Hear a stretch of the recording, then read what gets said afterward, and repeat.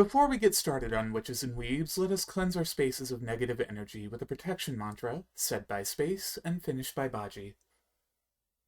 If you are positive, you better bless this space. If you are negative, you better get up out my face. If you are positive, you better bless this space. If you are negative, you better get up out my face. If you are positive, you better bless our space. If you are negative, you better get up out our faces. Period.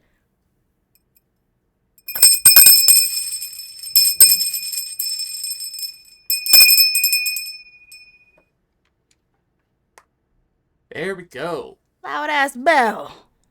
Knocked all the negativity out of me. Good. Oh! You just had a moment. That was nothing to do with the bell. That was you.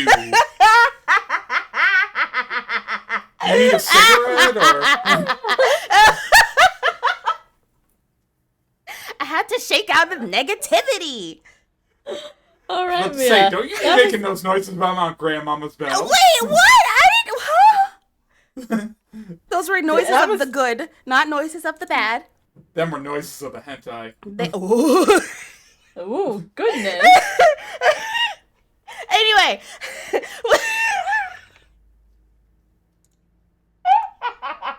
Alrighty. We're gonna give me a moment. Everybody let me have her moment. Okay.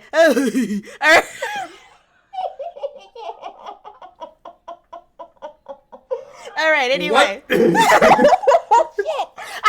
Oh, okay, I can't take y'all seriously.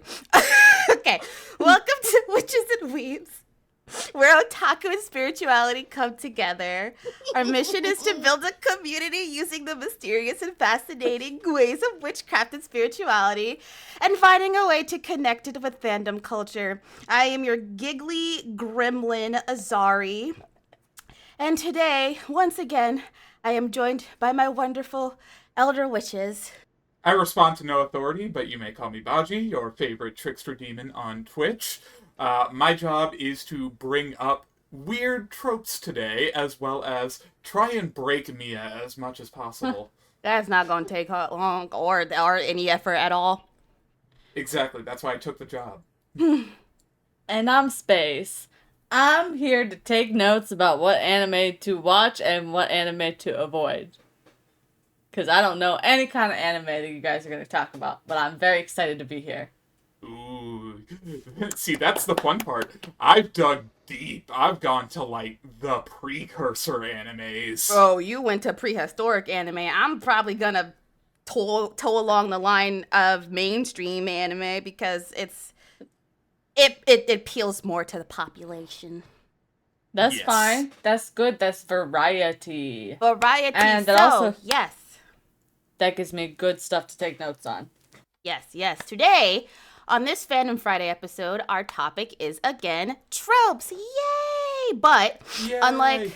unlike our last Fandom Friday episode, instead of using it to map wounds for shadow working, we're going to talk about different types of tropes and how to identify the way they're portrayed in whatever fandom that you're following.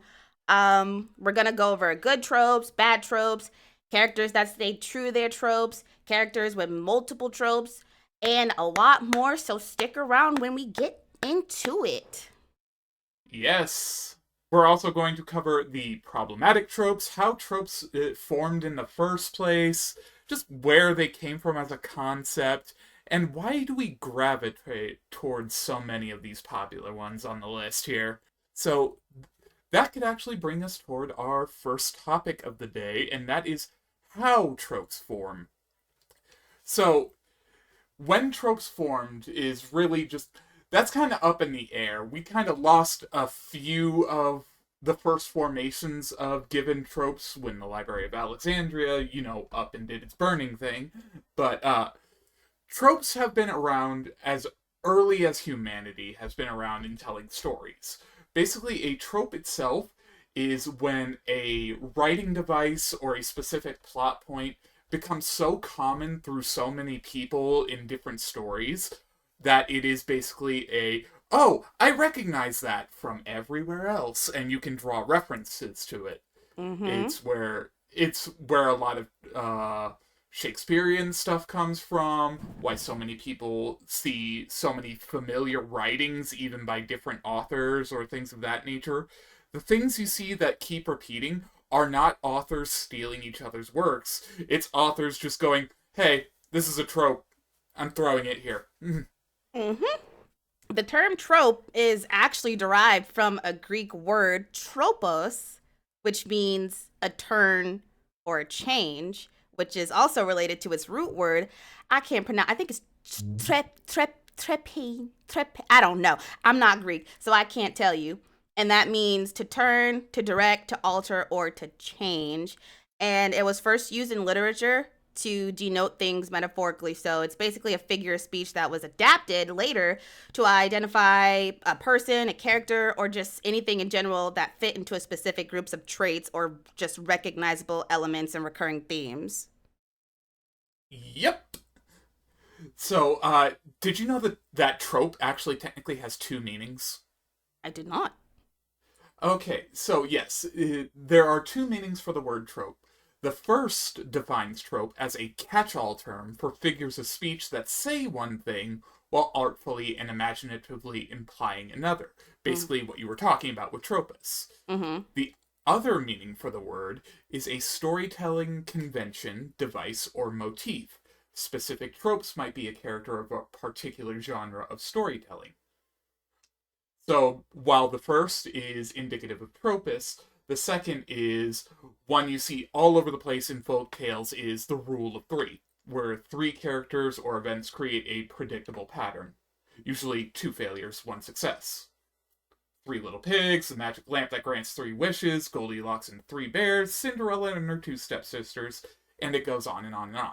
I never even caught device. on to that. What? That's crazy. Yeah. Eventually, this started going into character tropes and things of that nature. A really popular one that a lot of directors like to use, even though it's not a real thing, is the Manic Pixie Dream Girl. You guys remember all those movies that came out. Love that trope. Yay. Yes, the female character who exists solely in the fevered imaginations of sensitive writers and directors to teach brooding, soulful young men to embrace life and its infinite mysteries. Thank you for that quote, Nathan Rabin. And the funny part, it's just autism coded. It is. It's just it's autism women. coded to apathy coded young men. You're right. That's a good point. That's a good point. But yes, so tropes definition kind of evolved over time, but it stayed in that same root of just repetitive storytelling. Makes sense. Yeah. Easy ways people figure out tropes is, well, like with the rule of 3, eventually you just see a pattern repeating a lot of just, there's always 3 main subsets of characters, or there's always a 3 involved in there somewhere because it's a round number and people like that. It's simple, 1, 2, and 3. Plot points of the storytelling. Beginning, issue, resolution.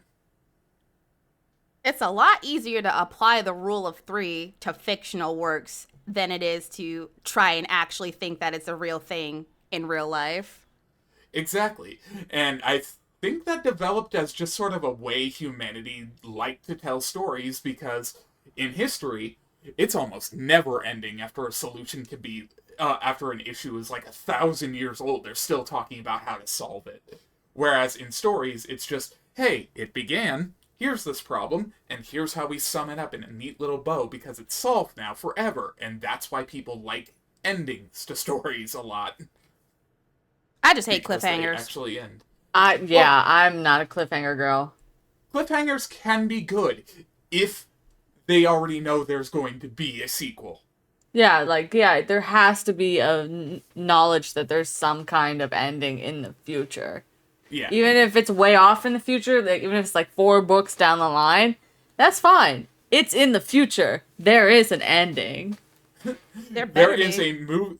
I don't remember the exacts of this, but I do know there was a Sylvester Stallone movie that had a literal cliffhanger as its ending. As in, like, he's hanging off of a helicopter about to drop into a fucking volcano. And that's just the ending of the movie. And No people started follow-up? calling it the cliffhanger movie because they said they were going to do a sequel. It never happened. What the hell? What? That is so Never? ass. That is terrible. Now I'm mad. I've never even seen this movie and heard of this movie, but I'm mad now. Like that, yeah, that made me mad. That made me for real mad. Like that would upset me on a visceral level if I was in the theater watching that. It would just never again. That makes me heave. It's irritating, but it is a trope in and of itself. Oh yeah, absolutely. And like, there's like with anime, like I love a good cliffhanger episode. Don't get me wrong. Oh my god, I love it. I don't. I love it, but they're like Depends on the cliffhanger. true. It has to be a good one. Like it can't be just a fucking. It can't be a Dragon Ball Z. They're still powering up, but when Yeah. they Dragon get Ball Z to it, cliffhangers aren't even cliffhangers because they got a cliffhanger in the middle of the episode. they have whole episodes that are straight up cliffhangers. Just they've been Cliffhanger charging Ball Z. up for how long? 5 episodes this season. What are they going to do next episode? Keep charging up. That's so unfortunate because it's really about the manga pace. Like it's the nature of pacing. God, I Look, stumbled no over my disrespect words so to bad Master that way. Akira Toriyama, but like, if the anime of Dragon Ball Z is 17 episodes of the season, them charging up for 10 seconds of fighting, it's not a good fight scene. Oh yeah, absolutely. The anime is like the manga is way different. Like let's be real. The anime in and of itself is a disaster, and I love it to death. I love it to death, but it's trash. Yes. So we've talked about a few common tropes: the rule of 3, the manic pixie dream girl, and the cliffhanger. But let's talk about how people figure out tropes, how they just sort of become tropes, as they were. So you'll see this a lot in popular series. These will be like, they had a plot twist and it was so big that people started watching from the first episode all over again just to get to that point. When you get to that point that they are talking about, the thing that made the series, the anime, the movie so popular, that's when that trope is formed. Because once that is popularized and seen to be widely accepted, that is when other people just go, hey, I can do that in my thing, and put it into their works. And thus a trope is formed. My thing with tropes is that it's really common. And it's hard to create a new kind of trope considering how many tropes there are and how many tropes have already been done to the point where It's basically just mashing tropes together at this point. Yeah, There is they're no like taking every new trope and trying to mash it into a completely new trope, which there's nothing wrong with it, but you can still see the elements of the other tropes.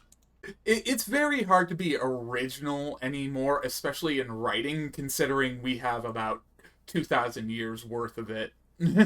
Yeah, it's just like everything has been done, but that's like kind of releasing in a way because like again, everything has been done, but it hasn't been done by you. Right. You're the part that makes it unique. Yeah, You're the like- part that makes it interesting. So, Yeah, we can talk about how tropes formed, how they deconstruct, how certain people just copy and pasted directly and now it's boring, or how tropes have been so overhyped that now they're old and no one wants to see them anymore. All day.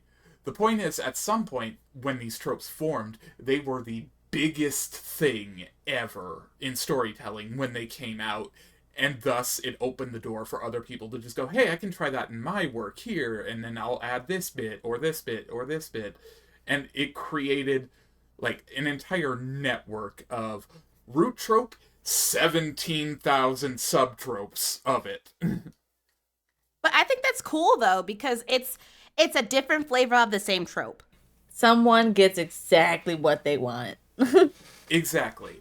For instance, and I am going off of TV tropes here, which tvtropes.org, it's basically the Wikipedia of trope knowledge, as well as gives thousands of user-submitted examples of each trope that you want to see. Point is, if you've seen it anywhere, it's probably on here. But there is an entire genre popularization list of tropes. Everything from Sailor Moon, aka the OG magical girls, creating the magical girl genre. And from them, you get the group shows like Saint Seiya, where it's subverted because it's magical boys, basically. Oh shit, you mentioned Saint Seiya? Yes. My husband loves that show. I've never heard anybody else mention it. That just shocked me to death. Like, Sailor Moon opened the door for Saint Seiya to be a thing. Oh yeah, absolutely. But he loves that show. The director of that manga and anime just went, these girls kind of kick ass with weird elemental powers specific to their color and or planet they are named after. Make it men in Zodiac! Oh yeah, it's great, actually. I've watched a season with him, and it's fantastic. Okay, I have a question. Have either of y'all seen Seven Deadly Sins? I have. I've watched like two the first episodes of it. The first 10 episodes. Would you consider that a derivative from the Sailor Moon trope? See, I would consider that a shonen anime, sort of like Yu Yu Hakusho and things of that nature. But like, again, this is where the subtropes come in. Yeah, I was gonna say it's definitely a degrees of separation. You can go, oh, it's a group of kids with weird powers. That is very close to magical girls. There's an element of it that does connect, like 7 degrees, like you said, 7 degrees of separation. You could bring it back to Sailor Moon, no doubt in my mind. That's wild. Exactly. So like, there's so many different takes on it that you can recognize it for what it is, but it's not the same. Mm-hmm. Let's see here. Another big one, and this is one that's kind of weird. After Ranma 1/2, Tenchi Muyo was the one who popularized the harem genre. Ugh, harem. Oh, Yeah. goodness. I'm not saying it's a good thing. Tenchi was still kind of a great show, though. I'm not gonna lie. But, like... It's like one of those trash favorites that everybody loves, but you really shouldn't have loved. But it's... Yeah, it's probably problematic if I go back and watch it now and there's some shit going on. But, like... absolutely. But, like, it was fun when we watched it. It was. There's some anime, like, there's some harem anime that do it right. Like, they do it okay. Because it's not full harem. It's more teetering on the line of a subplot of the anime. Yeah, like competing for the one partner.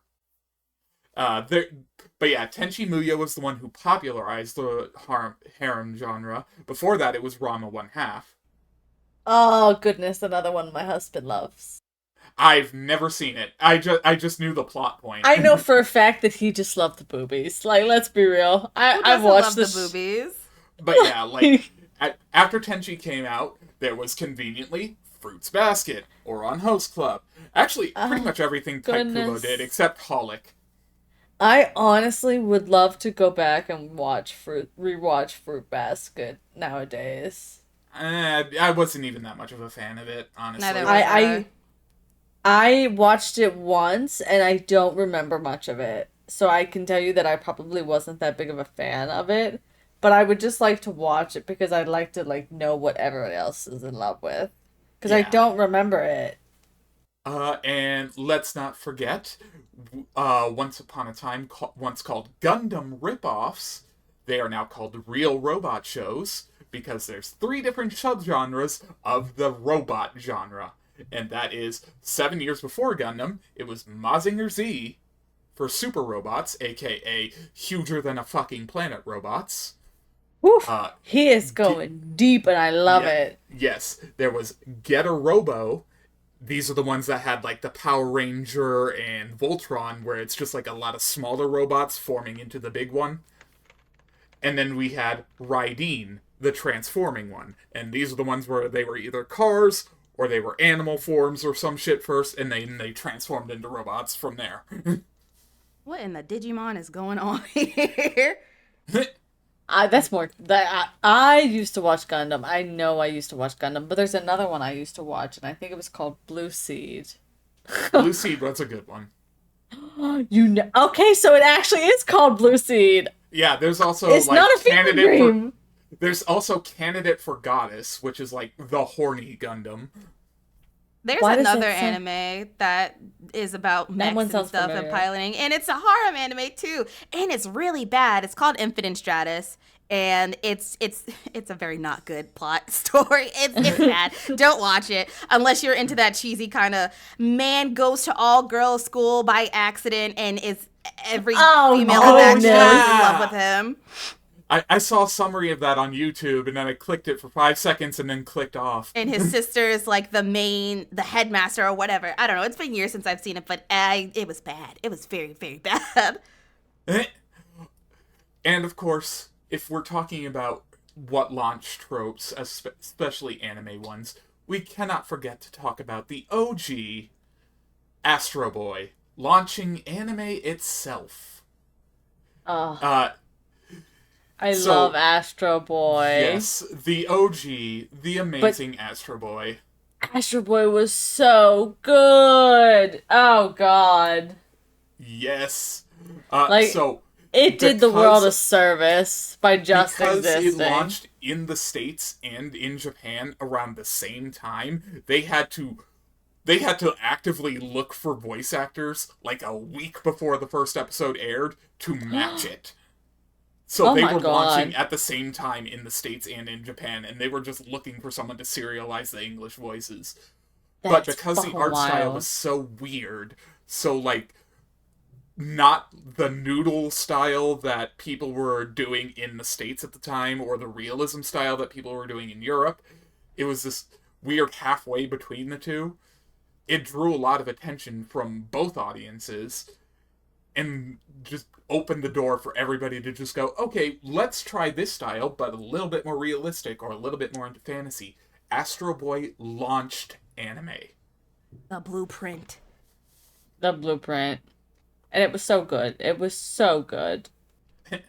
From there, you get stuff like Gigantor as well, which was, I think Gigantor was like a year after, but it had like the same style as Astro Boy. Mm-hmm. And that's what I have for things that have created anime. So what do you think makes us gravitate towards all these specific tropes? I think there's like one of 3 reasons going on. The first is that when you see tropes in a familiar environment through media, you can connect them very easily to your real life.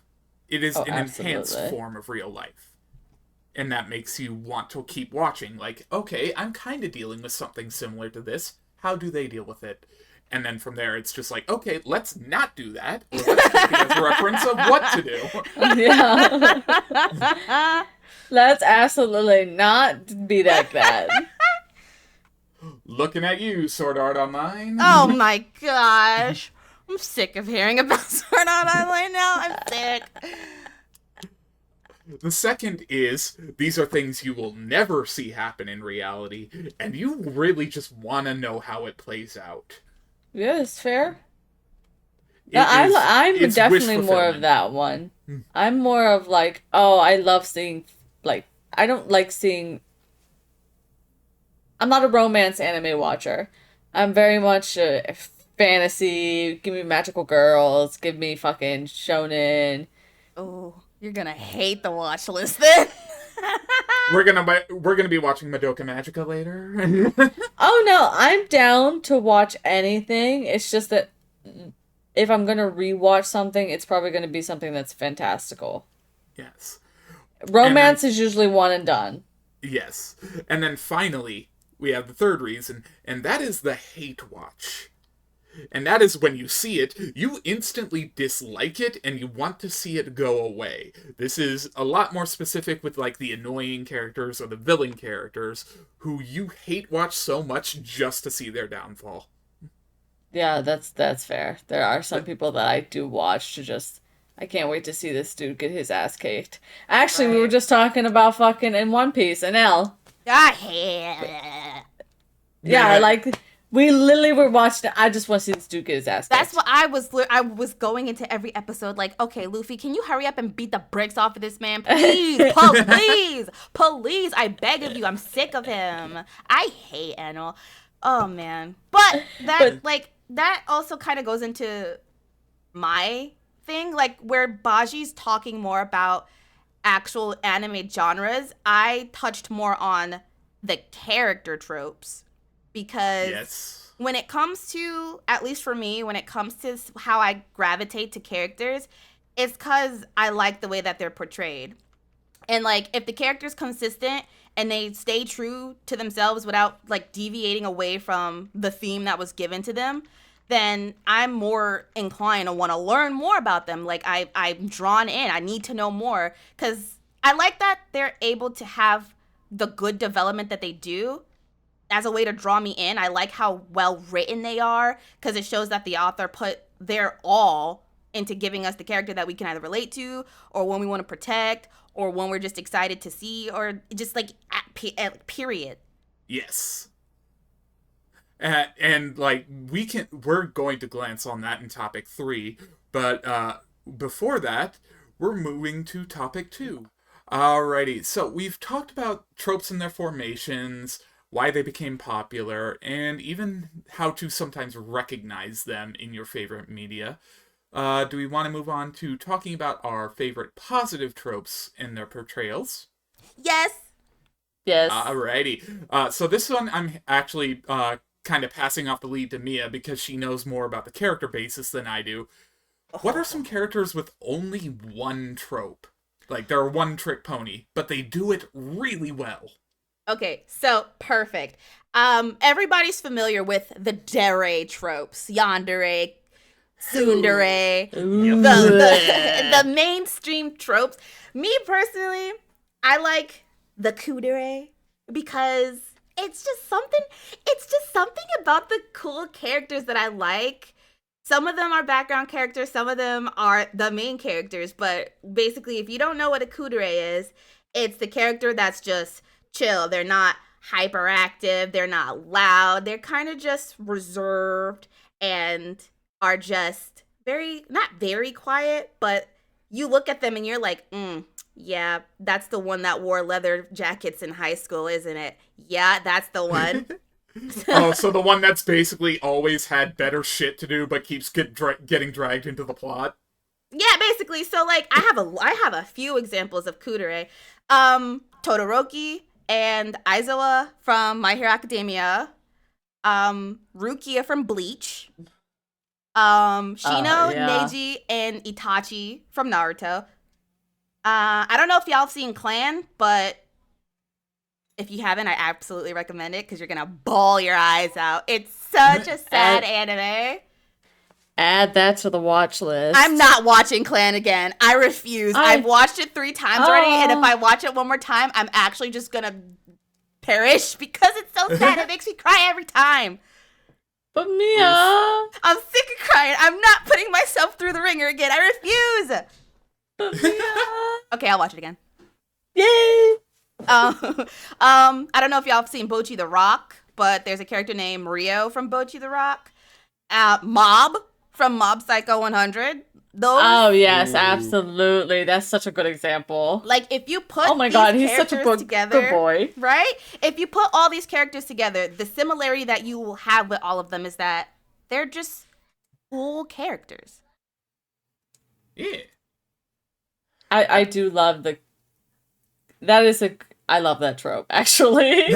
I realized when she was naming off characters, I was like, damn, I like that character. Yeah, I like that it's the character. kudere. I I'm like that telling you, character. kudere, in my opinion, is the best dereg because yandere is, and tsundere is also.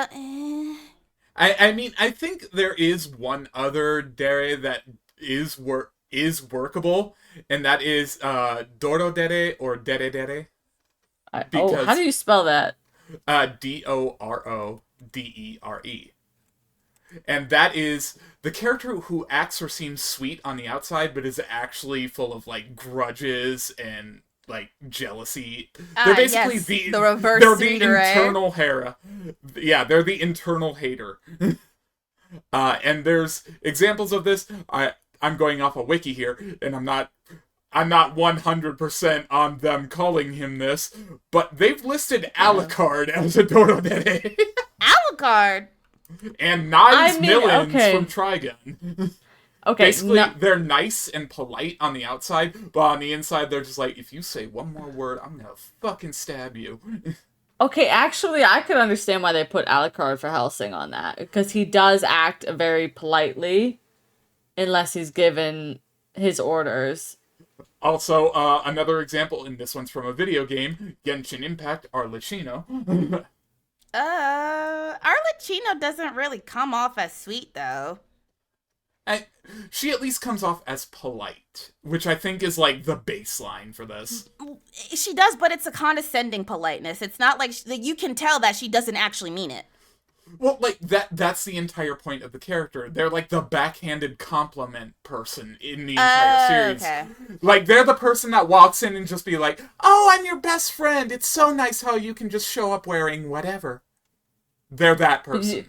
That looks down, like, Alucard does not mean any of his politeness, that he is just waiting for the moment he gets the right to stabby. That kind of reminds me of Sebastian. Sebastian from Oh, absolutely. Black Butler. Yep. Absolutely. He would go on that list. Okay. Interesting. So, I have a little bit of, yeah, that's one of my favorite kind of tropes too, actually. Yes. Oops. Once you put Sebastian on that list, I went, oh no. Yeah. Oh, no. Honestly, the Dorodere and the Kudere are two of my favorite types of characters in almost any anime because they are both the same, like, type of person to me, and that's just like, this person had better shit to do. Why are you talking to them? Yeah, it's like, why? Sorry. Oh no, it's great. Go ahead. I feel like Dorodere is a kudere that's more outspoken and outgoing-ish. Yeah, they're the one that tries to play nice, whereas the Kudere is just like, fuck off, I'm busy. Just, no, I'm good. And then you got, like, the tsundere. And some tsunderes, yeah, they're good. And then you got some tsunderes where it's just like, oh my god, I can't wait until you either get a character rework or you die off screen. Oh. Yeah. Yeah, there's some that are just not, yeah. I can honestly name more ones that are bad than are good, and that's kind of a sad part. Hi, Oscar from Evangelion. Hi, Yeah, Evangelion. Yeah, hi, Evangelion.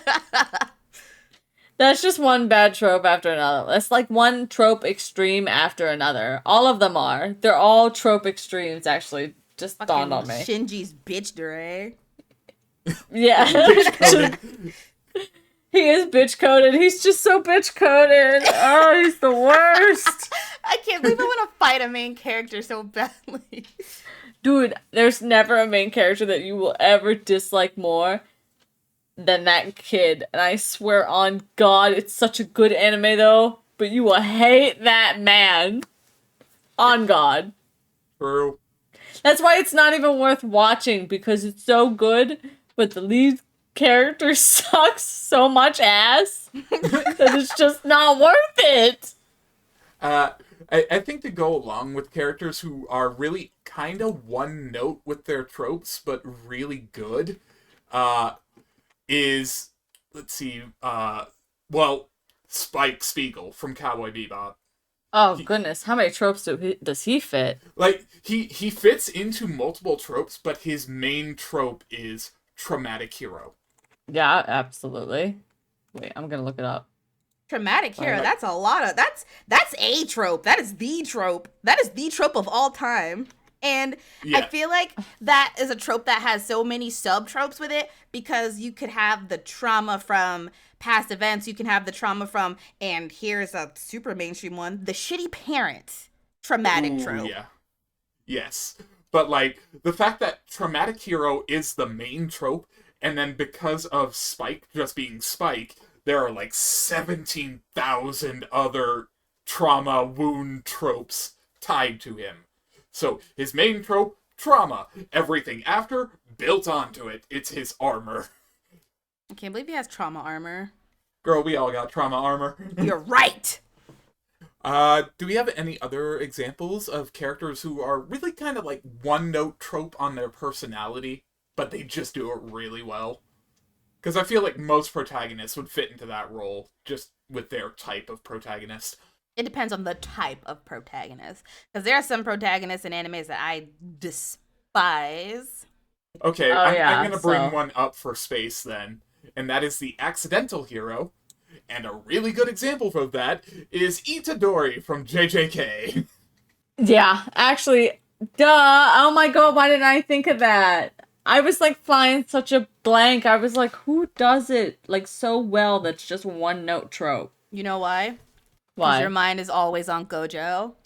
You're right. I'm so sorry. You're right. Because I was thinking, I was like, dude, Gojo's tropes are so JJK? long. Oh, did you mean the the Gojo show? I'm not gonna lie, I would fuck Sukuna before I fucked any part of Gojo. That's like totally Wow. like Look, he got You the a mouths. you monster fucker. You mean okay? Listen, do you mean him in Itadori's body because that is a child? Oh, Or hell do no, you mean- no. Oh, you mean monster Sukuna? Hell yes. All right, well that's you on freaky time. That's fine. But we been knew this already. He's a demon. It's fine. It's fine. He gets a pass. I was about to say, I intro myself as the trickster demon every episode. You think Welcome I'm not to gonna Witches fuck and another Weebs, demon? where we fuck demons, apparently. Hi, Baji. Hey, yo. But like, well, he not us. What do you mean, not us? I'm not fucking no demons. Why not? I mean, Alright, let me call off the succubi then. Nah, bring them back. oh wait. Wait, Oh, before I we was get like, into this, hold up. how many dicks they got? Because I draw the line at a certain amount of penises. Well, they're thought form demons, so Oh, as many I'm as you never want gonna- them to have. Oh, I can't believe they're about to have the Nico Robbins of penises. What the fuck? Oh my god, how many dicks do you want, Mia? Like, how many dicks is just too many dicks for you? I want to know. One dick I is gotta enough know. dick for me. I don't need two of them. Demonetized. Oh, Again? absolutely. We ain't never making a dime off this YouTube's show. That's like, how for many sure. times do we have to teach you this lesson, witches and weebs? old man. Jesus. We'll just Listen, put, like, elevator music over there.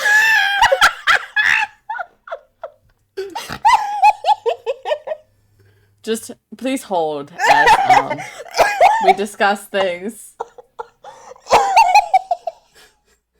Too busy talking about dicks. We'll get back to this. Yeah, we're too busy talking about rated things that cannot be put on air. Thank you. Alrighty. So, I moving back to where we were, characters with only one trope they do well, there's tons of examples of just, like, their main trope being well done to the point where it, like, actually overshadows all of the sub-tropes that make up their character. There's examples of this in, I hate to say this, Attack on Titan, with Eren Yeager and Levi. There's, actually, most protagonists and main antagonists of almost any series have a really good main trope that can sometimes overshadow everything else about their character. Queen Beryl, Sailor Moon, the jealous bitch trope. That was like her entire deal is just like, I hate Earthlings. Why? They're happy. They're happy.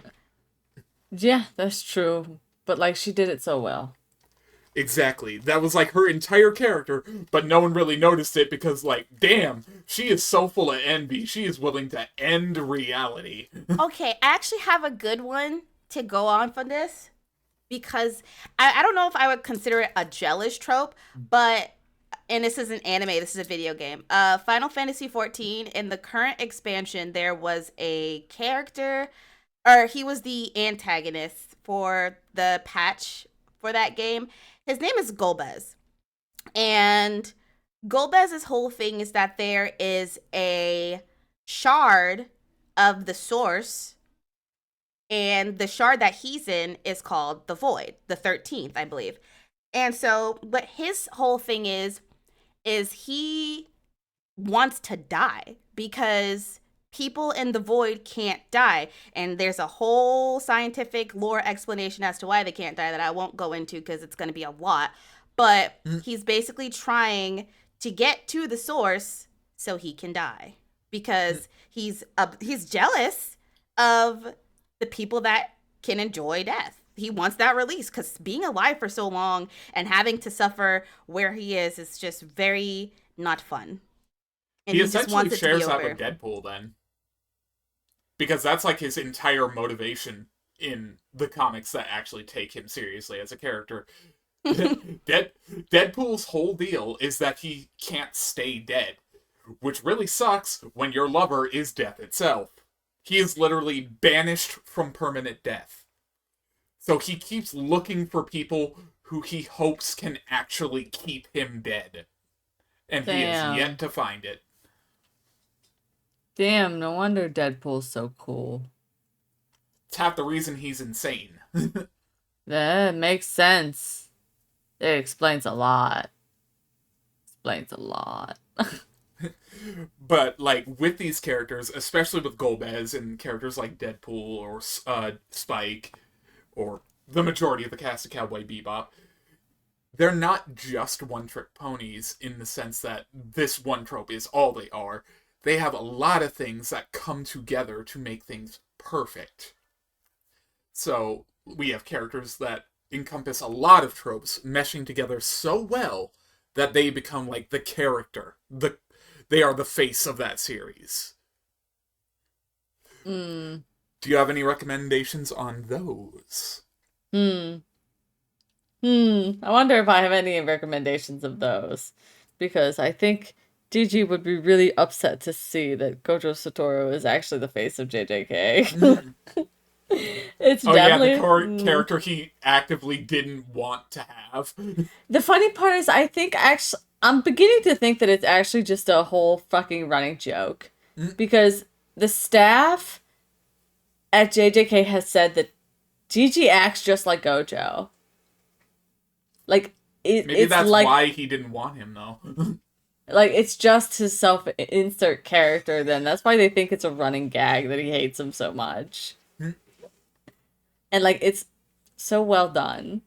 And there's one person that met Gigi and I hate you. I just want to say that. And they have no idea that they met him. Or them. And we don't know what their gender, actually. So, anyway, but Gojo does so many fucking tropes so well because he's like the big bad. He's like the big good. He changed reality just by being born. But in reality, he can't actually do anything good. Nothing that he does alone. Like, anytime they rely on Gojo, it goes to shit. If you haven't realized that. Yeah. Shinuba, shit. The hidden inventory arc went to shit. Like, everything that you rely on Gojo for goes to shit. So I don't understand. Like, and that's why it's kind of like, it's fascinating. And I think that's why Gojo's such a good character, is because he's so tragic. And it's the same way with Itadori and Yuji, because he is also very tragic. Because he is the reluctant hero who steps in when he doesn't really want to be there, but he can't seem to save the people that are most important to him. Yeah. He saves random people and people that will never look at him twice, but he can't save his closest friends. You know who I am thinking of, but is the complete opposite of that? Who? Luffy. Yeah. Absolutely. Honestly, most of the Straw Hat crew are all reluctant heroes, but they actually, like, they're not even trying to be heroes. Right. Yeah. Like you've got reluctant heroes, you've got found family, you've got... I'm going to call it the Grand Journey, but it's usually ascribed to, like, Journey from the West, because it's a group of misfits just trying to make their way somewhere. Yeah. Dude, I love the found family trope in fucking One Piece. They're such a family, and I don't care what anybody says. Yeah. And then you can go into, like, that's just them as the crew. From individual characters, you've got Zoro, who is just like constant training arc as like one of his main tropes. The will to carry on because a lot of shit happened in his past and he's just trying to get over it. Joining the prey because he was a pirate hunter when Luffy found him. Yeah, that's a good one. I didn't think of that one, actually. And then you've got Lone Swordsman. Da da da da da. He just Zoro or just Sanji, just Nami, any of the Straw Hat crew can be multitudes of different tropes, but they all come together to form so many other good ones. Like, they've inspired so many anime tropes. There's no doubt in my mind.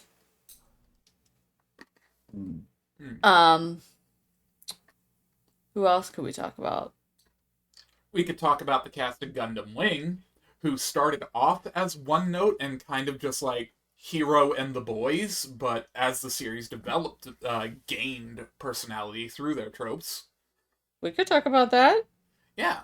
So, Gundam Wing was sort of like the first, at least in America, the first widespread Gundam anime that a lot of people watched because it was the one on Toonami. It was the one that Toonami premiered with. By the way, if you don't know what Toonami is, it used to be a thing on Cartoon Network on Saturdays where they I feel so they shoved all the dated. Japanese stuff into there. I feel so dated by hearing Toonami come up. Oh my It's goodness. apparently back. No, But it's not. Cartoon Network is gone, but apparently Toonami's like still a thing somewhere. Cartoon That's Network wild. is gone. Yeah, Cartoon Network is closing. Why? Or it's like done, Because I streaming think. services are more popular. Yeah, they just don't have the And money. they don't treat their audience like idiots like Cartoon Network started doing in the last 5 years. Anyway. Well, I think streaming sucks anyway, but whatever. That's a long story for another time that I won't go into. But moving back to Gundam Wing, like, it started out as just, like, Hero as the main character. Hiro Yui. Because he had the Gundam Wing Zeros. He had the big boy main character Gundam. But, like, you had these, like, 5 other pilots with him who were all kind of seen. They had cameos every once in a while, but they didn't really have personalities until, I think, like, season 2, when they finally just went, okay, let's give them their own episodes every once in a while. Oh, And shit. that's where one of my favorite characters from the Gundam series came from, who is named Troa Barton. He had full-on anime swoosh hair. Oh no, not the swoosh hair. He had the anime emo swoosh hair. Oh no.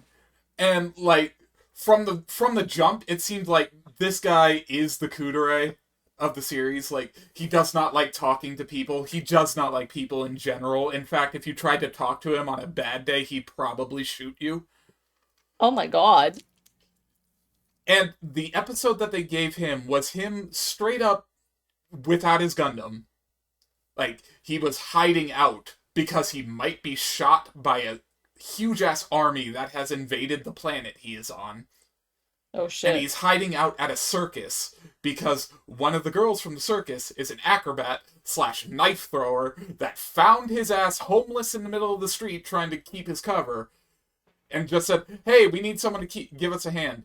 Wound up working as a clown, acrobat, knife thrower, animal tamer, and genuinely learning to enjoy life. And from there, that's where he found his family. Because after, like, the main conflict of the show was over, his entire arc was, so I went back to the circus. Don't look for me there. I'm having a life. Aw. That's actually really cute. Yeah, like, he genuinely learns to enjoy life all in the span of, like, 1 episode. And it's the same for all of the other pilots, except for Hero, because Hero was off having a main character coma somewhere. Main character coma.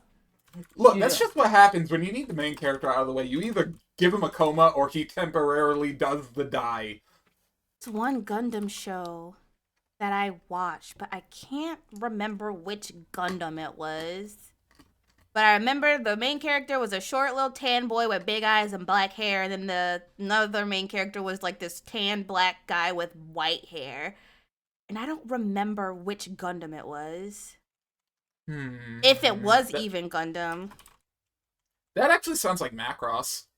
Iron-Blooded Orphans is the one. Oh, I never watched that one. I like it. It's pretty good. But yeah, posting a picture of Troa in the chat as a clown. You see? Completely unfazed with knives being thrown at him. Oh my god, I actually remember that dude. I think I watched the show. I was about to say, I'd be extremely surprised if you somehow missed the entirety of Gundam Wing. That shit is everywhere. No, I think I watched some of it. I swear I watched some of it because I remember that guy. I remember that haircut. The haircut is very Telltale. The anime swoosh. That is the OG swoosh. Let's see. Other characters with a lot of tropes that mesh perfectly. Yu Yu Hakusho.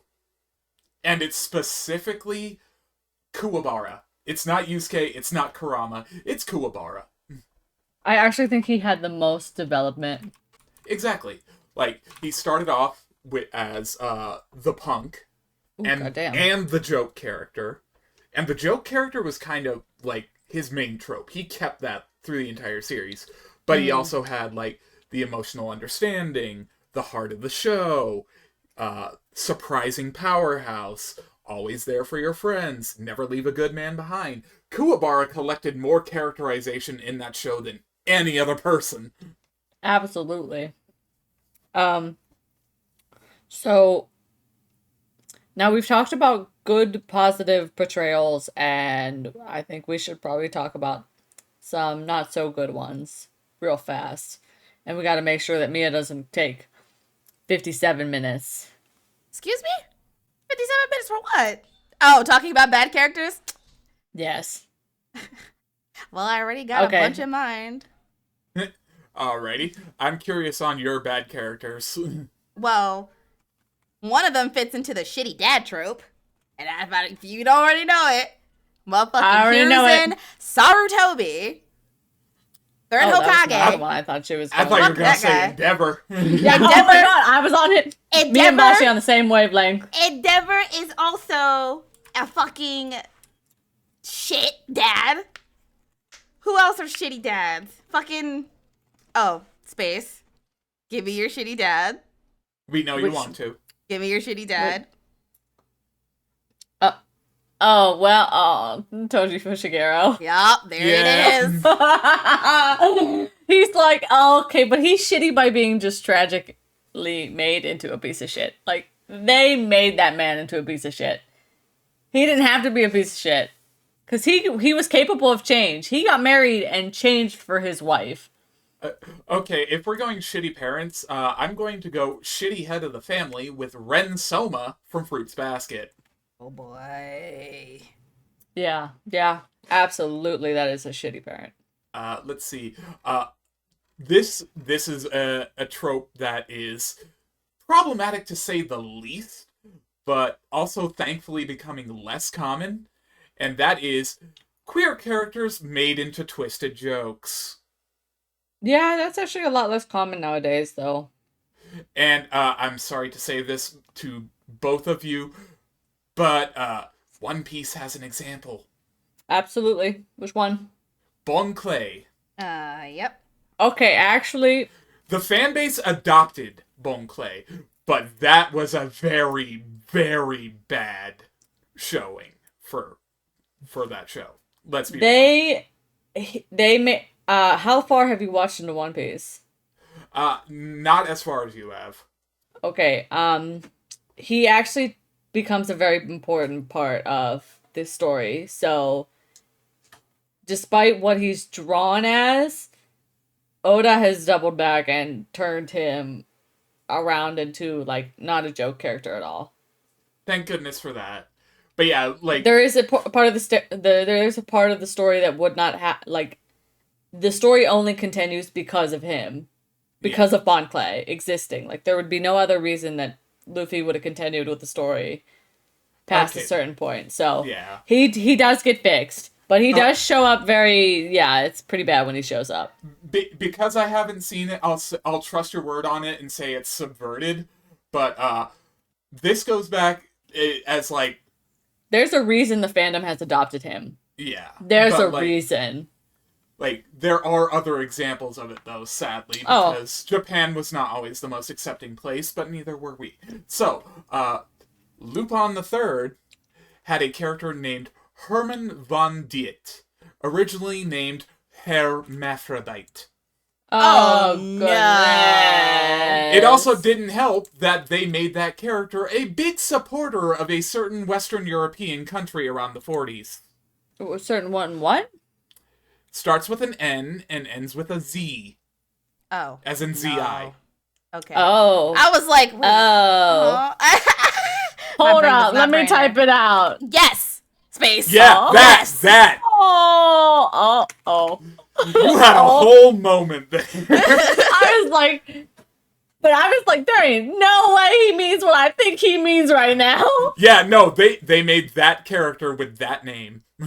I don't But like that. other examples are Fisheye of Sailor Moon, who was a queer villain character who every time she showed sapphicness, they bodily injured her. Ah! Oh, Yeah. shit. There was Mrs. Robinson from JoJo's Bizarre Adventure, which was just a poor portrayal overall. And, of course, Nico of Tokyo Ghoul. Yeah. I just don't like the anime for Tokyo Ghoul at all. Like, it's just neither. bad. It's But, just like, bad. Nico is especially bad. Yeah. That was a portrayal of just like, okay, so they're predatory and terrible. Like, they were already terrible, then you added predatory on top. Yeah, it's like it's like 7 types of bad. But yes, and this is, I will say there are, there's problematic tropes all over, and that's another thing we can discuss all up and down. Yeah, I think, but does Mia have any more examples? Yeah, do you? Of what? Like bad dads or just specific tropes that I don't like? Tropes you don't like. Yes, Mia. The tropes you don't like. I hate the god complex villains. I hate them. And here's my thing. I'm 50-50 with them because sometimes they feel like they're boring and they feel like they don't have any substance. But Yeah. I feel like the fact that you're able to hate them so much means that they were written well because it means the author did what they were supposed to do. Like, there can be a character who you just are like, why are you here? But at the same time, if it doesn't make you feel like that, then it's not well written because you can have a villain and you can be like, oh, okay, I feel indifferent toward this villain or I don't feel anything for this villain. But if they make you hate the villain, then it's done right. Tucker. Shao Tucker, fucking Xenos fuck again that guy. from Final Fantasy 14. Eno. Mojito from JJK. Mojito, fuck that guy. Mojito, I haven't fuck gone that too guy. far into One Piece, but from what I've seen, Doflamingo. Fuck that guy. Fuck that piece of shit. I hate that motherfucking I mean, I'ma piece still of... fuck him. He is still a garbage piece of shit, though. The fan has made him hot, but, like, he's a piece of shit. That's what fan art's for. They're supposed to be like, ooh, ooh. I mean, I at least still got Smoker, so. Oh, mean, he's good boy. He's good boy. Um, And nobody gonna judge you for that one. fucking Light from Death Note. Yeah, like, gotta go. Now, And he did. bless. So this was actually one that I really kind of did like.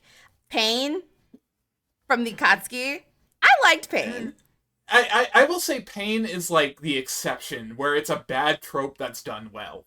Like, and the thing about him is that he wasn't always like that. He literally had a traumatic experience that made him have that, like, god complex to just be, like, make the world what he wanted it to be. And I like Exactly. how Like- he was written. Like, that's a bad trope done well, but there is a dark mirror of it, and that is Griffith from Berserk. I have not seen Berserk. I have also not seen Berserk, but I do want to. Yeah. We'll watch Berserk, but basically, Griffith had the same shit happen to him, and then just went 110% from, I am a perfect angel good boy who will save the world, to, I am an SA committer. Right off the second I turn evil. Wow. Ew. Wow, that's a plot twist that I was not expecting. I don't know if That I was got that like- one. I went angel good boy. I was like, oh, so he committed murder? And she went, No, he did. SA. And I went, He did, oh. he did murder while doing the SA. Oh no! Oh my. Oh my goodness. Yeah, I said it was a dark mirror for a reason. Oh my gosh. Now to a lighter topic. Yandere girls are a tired-ass archetype, and everyone knows it, but you can't stop writing them. Why, Yeah. anime? Why? Honestly, I have to say that yandere, that shit is tired as fuck. I'm so tired of that shit because It's people will cheap. be like, this, and then they'll be like, this is what I want in real life. I'm like, No, you don't. What, bitch? Yandere is What? so fucking What did you bad. open? It's a cheesy ass cop out. It fucking glorifies mindless murder and fucking unhinged activity for the sake of love. I love this character, so I'm gonna kill everybody in the fucking world for them. How is that healthy? That is codependency. That is fucking toxic. And it's promoting that sort of fucking like stupid ass romanticized. Oh, I would do anything for the love of my life. You would commit mass genocide for the fucking love of your life? Okay, weirdo. The same people who want a yandere girl as their relationship partner are the same idiots who think Harley Quinn and the Joker are the ideal romance. Harem is also a played out fucking trope. Harem is played out as fuck. And problematic. Oh, actually, I have an anime. I have a fucking harem. Well, I don't know if you can consider it a harem because he's not really surrounded by girls, but there's an anime called Koitu Uso, and the English name is Love and Lies. And the fucking story is about when teenagers hit like 16, I think it's 16, they are assigned future spouses. And so the main character, when he hits 16, he gets the text or a call, whatever, like, this is who you're going to marry. But the problem was that he was already in love with somebody else. And he was like hoping and praying that that was the person that he wanted to be with. But it turns out it was somebody else. So then it's just this toxic back and forth of him basically falling in love with both of the main girls that he's involved with. And it pisses me off because he handles it so fucking poorly. It's not good. It's a great anime, but the plot itself is just very bad. You saying that reminded me of another anime/manga I've seen, where it was also handled very poorly by the male lead. It was called To Love Are You. To Love Are And You? yes, as in to love, and then the letters are you. And basically, main character has a girlfriend. New girl comes to school. Male character has an instant crush on her. Decides, I'm going to try dating both of them at once. And then at the end of the year, I'll make one of them my official girlfriend to go steady with. And it's like he auditions them as his girlfriend for a year, and the entire time, both girls are treated like absolute crap by this male lead. And one of them eventually breaks and decides, alright, but I want to be the one you pick. So she tries to kill the other girl. The other girl is depressed as shit at this point, and says, alright, I'm done with these games. I'm going to SUI, self-delete. Oh, what? Oh my god. And the male lead walks into the situation where second girl is on the roof about to jump, first girl has a knife in her hand about to stab her and push her, and he's just going, well, I guess I can't pick either of you. What the shit? Yeah, that's probably the most realistic way a harem anime would play out. Let's be real. If a harem anime in real life happened, that's what would happen. Oh, Yeah. absolutely. And both girls heard him say that, so the ending, well, let's just say the male lead did not stick around for the conclusion. Good. It's what he deserves. Yeah, that's kind of what he That's what deserves. he get. That was his fucking karma. Fuck you, main character. And can I just touch on one thing, is that some characters can have a trope in them that makes them not necessarily a good guy, but it doesn't mean they're a bad character or they're a poorly written character. Yeah. Such as Sanji from One Piece. Him being a pervert. The womanizing pervert character, but who has morals? Okay. But it doesn't change the fact that he is actually a well-written character. Yes. You've got pervert Sanji, and then you've got pervert Mineta. Yeah. That I'd is take good perverts. and bad. Yeah, I would take pervert Sanji any day. Any day. Like, granted, yeah, Mineta was written that way on purpose, and the author's purpose is fulfilled, because I don't know if they were trying to make people dislike Mineta, but if so, they did a great fucking job. He's the author's self-insert. He's already said it. Oh, Yeah. wow. Oh, yeah, we did talk about that.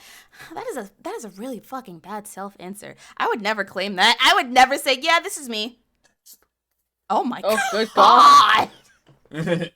I'm keeping that in there. Oh, boy. No, But yeah, please don't. I'll die. a bad trope does not always make for a bad character. There are some bad tropes that have been done very well, aka pain. Yeah. There's also been good tropes turned very, very bad. And when a good trope goes bad, you can feel it, because that's usually when the anime or the series dies off completely. Are we talking bad in terms of, like, alignment, or bad as in it just went to shit? It went to shit. Boruto. Yep. Yep. That's the biggest example. Let's see here. Going on to TV tropes, this is known as the genre killer trope. And that's when a good trope that people liked is suddenly a very bad thing about the character. Okay, Yeah. can I talk about one anime that I kind of feel like fits into that? Yeah, Yes. absolutely. Have y'all heard of or seen Devilman Crybaby? Yep. Yes. That anime. Oh my god. They had me in the first half, not gonna lie. And then the more it progressed, the more I was like, I don't like this. I don't like this at all. Don't even talk to me about the fucking ending. I fucking despise the ending. Yeah, I can understand that one. Yeah, it's a pretty fucking... Like, toward the It's end hard. of it made me so fucking uncomfortable that I'm like, I'm not rewatching this. I cannot rewatch this. I can't stomach even trying to rewatch this. Yep. Yeah, I wouldn't rewatch that show if it was... No, I'm good. Neon Genesis Evangelion. Clearest example is Shinji, who was at least sympathetic until he leaned way too hard into everybody needs to pity me. Yeah, Punch he him. truthfully, I do have to agree that Shinji didn't start out as bad as we make him seem. He had potential to grow, but then he just went the opposite direction. Like, he didn't grow. Like, he didn't grow at all. So that's why we really just do not like him, because he did not start out that bad, and you do get invested in the first few episodes, and then you're like, what's wrong with you? What's wrong with you, boy? So Let's see here. Sword Art Online. Sword Art Online. Here's a weird one, because it was at first a negative trope, and then later on it gained popularity as people developed and started rewatching it, and that was Fist of the North Star. What's that about? Fist of the North Star is about a dude in the middle of the post-apocalypse desert with a secret martial art that pretty much kills people if he pokes you in the right pressure point. oh shit. And, like, the entire show is just like a vengeance quest for him. But it used to be not okay, just like absolutely forbidden for a male character to be seen crying in any anime. Fist of the North Star made the main character cry as, like, an honorable thing of just like, you are the greatest fight I'll ever have, and I'll never have someone as strong as you against me ever again. And he shed a tear. And, when that first happened, people hated it. And then afterwards, I think, like, 3 to 5 years later, people are rewatching it and just being like, oh, I understand. He's lamenting the fact that he doesn't have a true challenge anymore.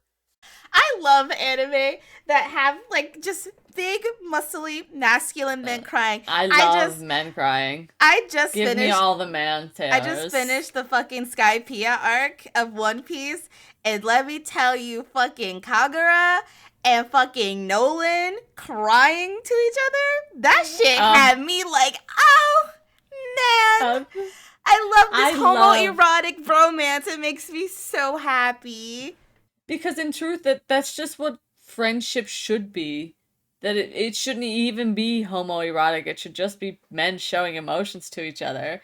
It's just that men don't show emotions to each other. Cry, bitches, cry. You need to cry. Everybody needs to cry sometimes. Another one in anime I will say is the good trope done bad is also mainly based off the same name, and that is the good girl gone bad. And like some characters do it really well, like Higurashi, Future Diary, not Shiki, but like there's a lot of examples of good female characters gone bad, and then there's one where they take that and just go good girl gone bad, but let's make her sexy, where they just like make her outwardly sexual as her quote unquote gone bad phase. I don't think I've watched an anime like that. Hold on. I'm racking my brain. A good one is Misa from Death Note. Yeah, I guess. I'm saying that's a trope of it done good. And then there's Perfect Misa Blue. is a good character, though. Yeah. Misa's definitely a good character, but I can see why they, like, it's, oh, she's evil now, she has to be sexy. Yeah. But Misa's just a good character all around. I would never talk bad about her. I don't know any good examples of that, though. But I am very limited in my anime knowledge. I've been taking notes about, like, animes to watch that I clearly need to check up on. Fist of the North Star sounds like one of them, because that sounds like Fist of the North Star is absolutely fucking ridiculous, and I love it.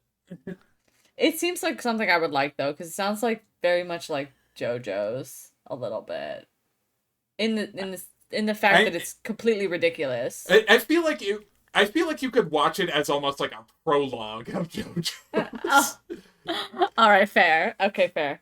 I think there's a. What was I going for? I don't remember. Yeah. Well, on that topic, I'm gonna fucking double back a little bit.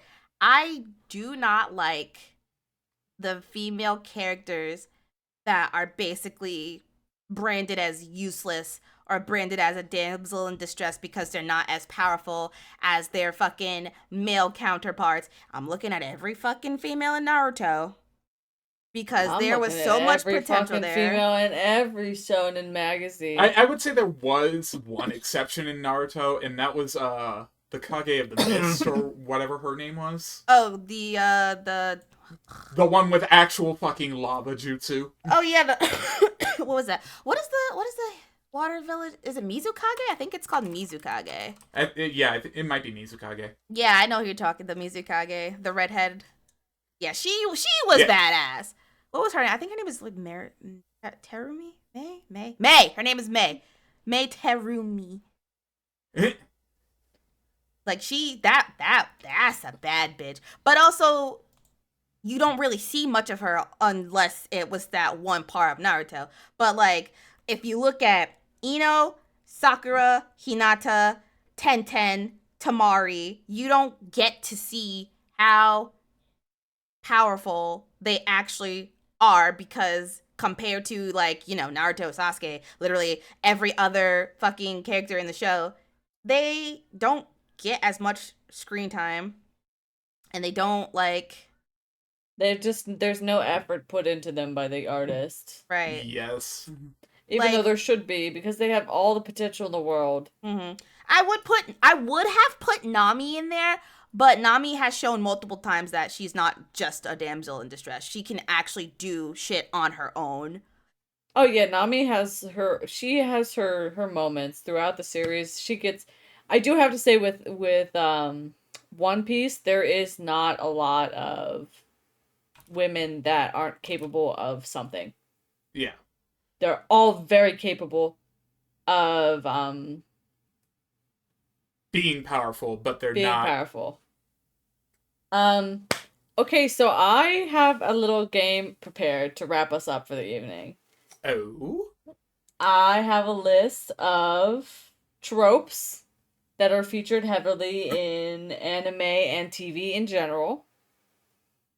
And we're gonna rapid fire them. I'm gonna give you the trope name and the attributes, and you're gonna tell me take it or leave it. All right, let's go.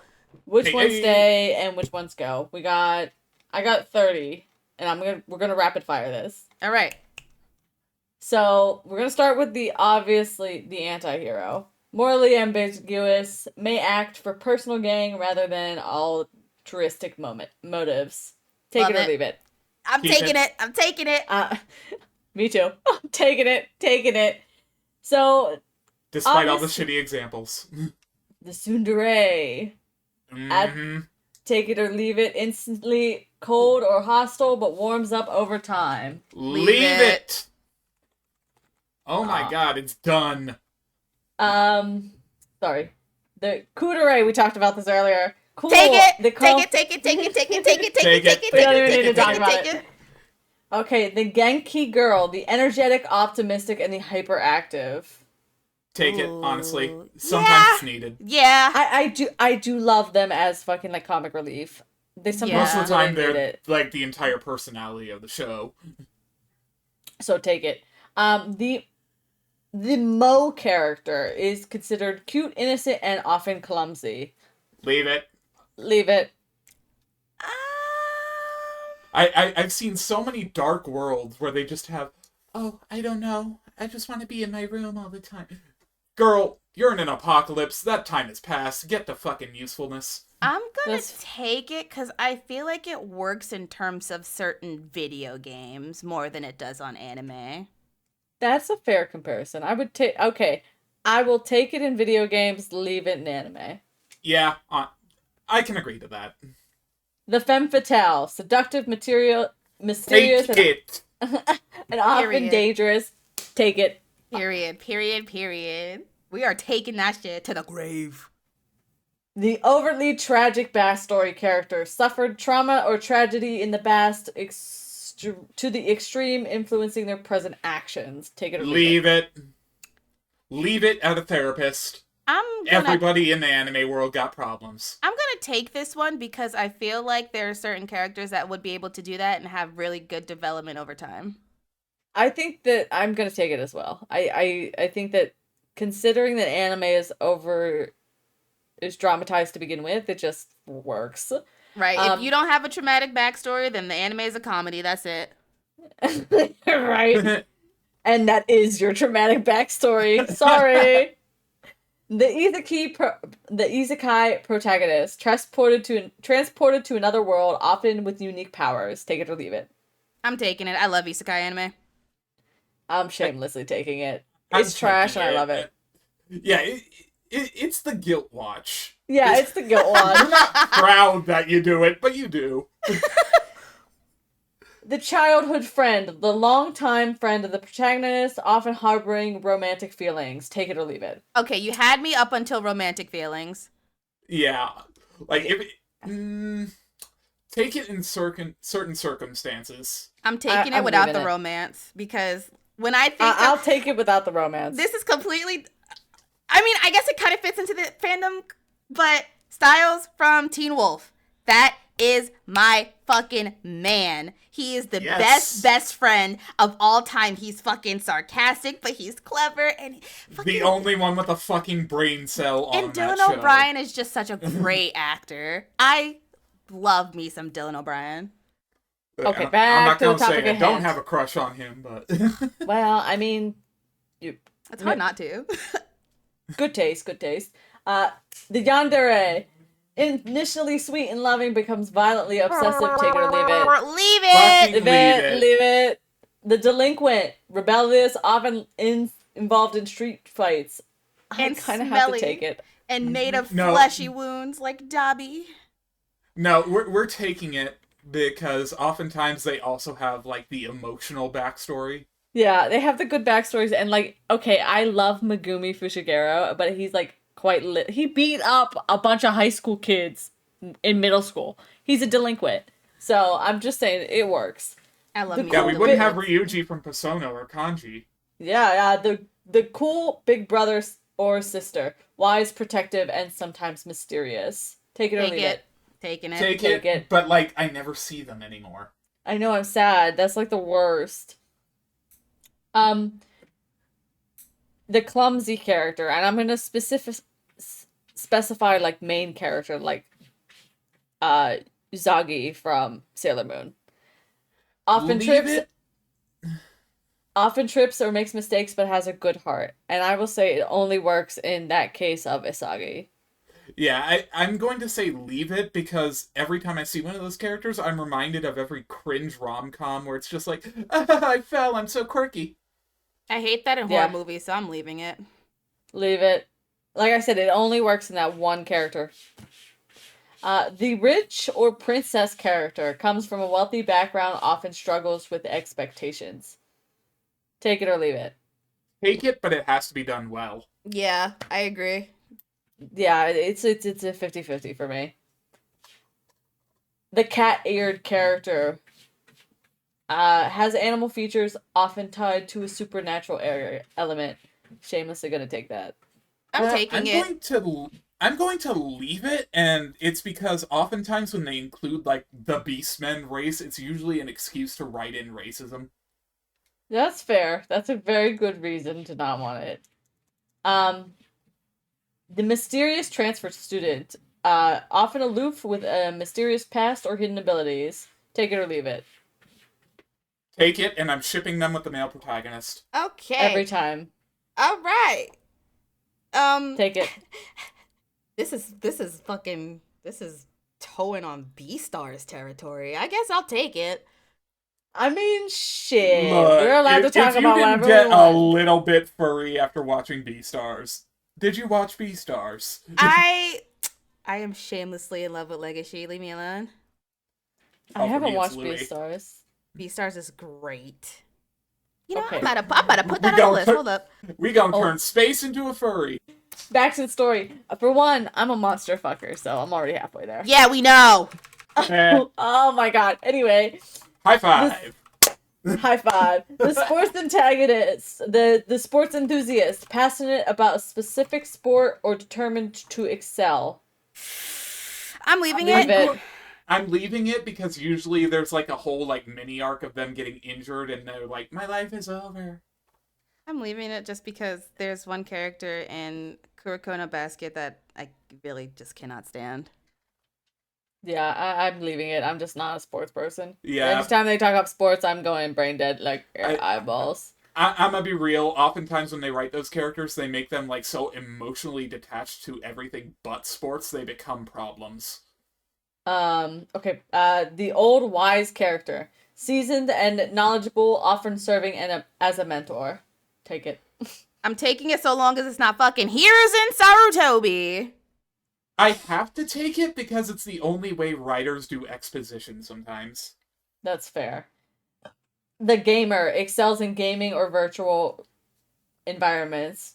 Take it. Take it. Take it. I'm here for you, Futaba. That I'm only gonna say take it because I love No Game No Life. was That's, a good the show. funny part is that's the example I have on the list. I Sora love No from Game No No Game No- Life. The idol aspires to be an idol, often energetic and optimistic. Taking it because that is the whole premise of fucking Oshinoko right now. Yeah, I'm taking it also because it's one of my favorite like horror anime movies. I like the juxtaposition between the two of you. Oshinoko I and watched horror. Oshinoko too. It's just like I've watched this movie first, and it's so good. In fact, I'm going Oh, to no, add it's just that the- one. I just think it's hilarious. Just completely different. So the robot or cyborg, partially mechanical, often questioning their humanity. Take it. Yeah, I'll take it. I love Nor Atama too much. I'm gonna take this one in halfway. Yeah, I'll be right there with you on the halfway because Texanolyze fucked me up. The spirit or ghost connected to the spirit supernatural may or have unresolved issues. Take it. Take it. Leave it. It The kind of reminded tomboy. me. Oh, go ahead. I said I was just gonna say it reminded me of a character from League of Legends. Callista? Well, the entirety of the Shadow Isles, yes, but Aphelios' sister, Alune. Ooh. Oh yeah, that's a good example of it. Actually, that's a That's a well written example of it. The tomboy enjoys the activities traditionally associated with boys. I'm kind of sick of it. I'm gonna leave it. I'm gonna leave it I'm, too. I'm going to leave it just because that should just be, like, that's just a person. Right. Yeah, that's just a person. That's why I'm like bleh. The time traveler involvement in time travel, dealing with the consequences. Take it halfway. From the past, yes. From the future, no. Yeah, Yeah, I'll take it from the halfway past, too. yes. From the past, yes. Future, no. I only have two more left. The loyal servant, devoted to serving a specific character, often with supernatural abilities. Take it. Take it. Leave it. Oh, Those often become one-note characters. that's fair, but my example in my head is Sebastian, Me so too! like that's why. That's why I was like, take it. So that's one of the really good examples of that character being really well written. And lastly, the outcast or the rebel, alienated from society, often due to unique circumstances. I want to say leave it, but I've identified with those characters a few times, so I'll say take it, but take I'll it. take it. I'll take it. All right. So that was our. Ooh, what episode is this now? 7th? Probably. Yeah. 6. No, this is 6. Oh, this is 6. Oh yeah, because episode 4 was in just part 2, so Yeah. that's we just named it. So this is episode 6. Welcome to episode 6. Holy crap! It's a long one, and we're not sorry for it. We have a good time talking to each other. So we talked very in depth about tropes. And now we're gonna have Baji do our personal touch for the Grimoire this week. Hooray! So, for tonight's personal touch, I'm going to let you guys in on a little behind-the-scenes work we do here at Witches and Weebs, and that is before every recording, one of us pulls a card. This is either from an Oracle deck or the Tarot deck. Today's card was my pull, and I happened to draw the Hanged Man. And if you're familiar with the Arcana, in any deck of that nature, the Hangman often represents a situation where things are a little bit chaotic in life. And I believe that just goes to show that this podcast is a good example of that with our ADHD moments. Definitely a little bit chaotic, but we're making it work. We're making it work. But as we draw these cards, a little thing that I think is happening is not only are we drawing them for our recordings and where we are in recording them, I feel like we are sort of gauging those who watch us and what they're going through right now. So, I'm going to share with you the definition of the Hanged Man and how he appears. The Hanged Man represents knowing sacrifice.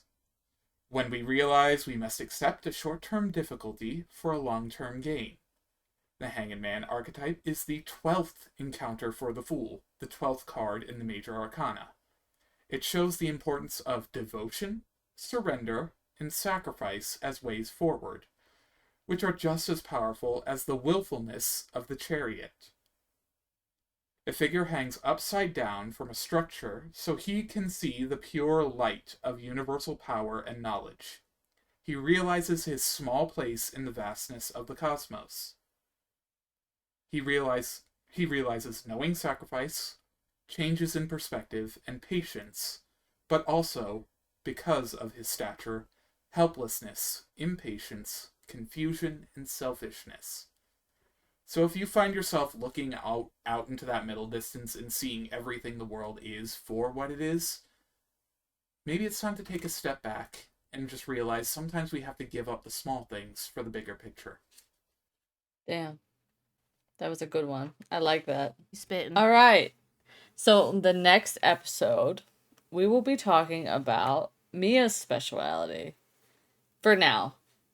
Because she is becoming a witch. But anyway, we will be talking about what if I just want to look at shiny rocks. Spirituality without the craft.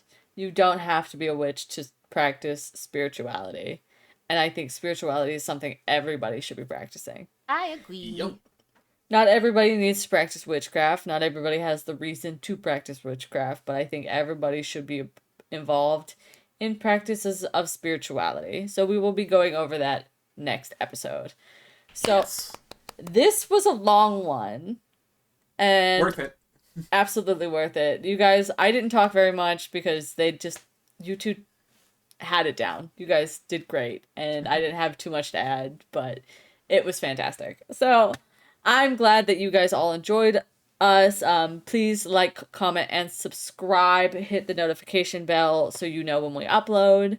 I'm really excited to see how far we're going. We're already on episode 6, and we need to get to making new scripts because we need to fill some of these out. Ooh, I know which one we can already do. All right, anyway, let's move on. Okay, Baji, Yes. let's close this out for the Until evening. our next episode, just remember, the door is open to those that explore.